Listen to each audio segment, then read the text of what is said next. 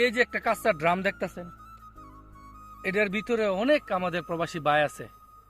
অনেক সময়, সবাই না, কিছু কিছু এটার ভিতর থেকে বিভিন্ন বিক্রি করার আইটেম পাওয়া যায়। লুয়া, অ্যালুমিনিয়াম, বিভিন্ন আইটেম এগুলো নিয়ে বিক্রি করে মাস শেষে 150 টাকা, যে দেশে থাকুক ওই দেশের টাকা সেলের সাথে অ্যাড করে পরিবারে পাঠা।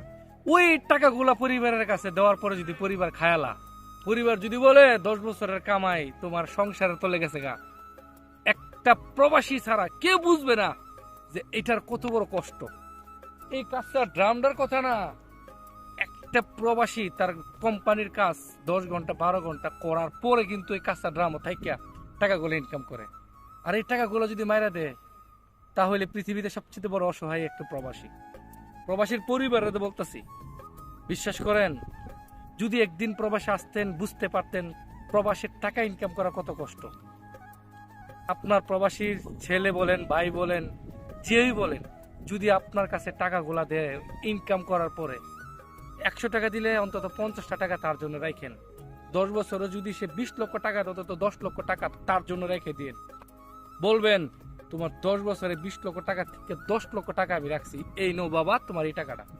অনেক প্রবাসী আছে 20 বছর বিদেশ করার পরে বাড়িতে যাওয়ার পরে ঘোড়ার ডিম, কিচ্ছু থাকে না। এটা করেন না। সকল প্রবাসীদের পরিবারের কাছে অনুরোধ, টাকা কামাই করা একমাত্র প্রবাসীরই জানে কত কষ্ট। ভালো থাকবেন।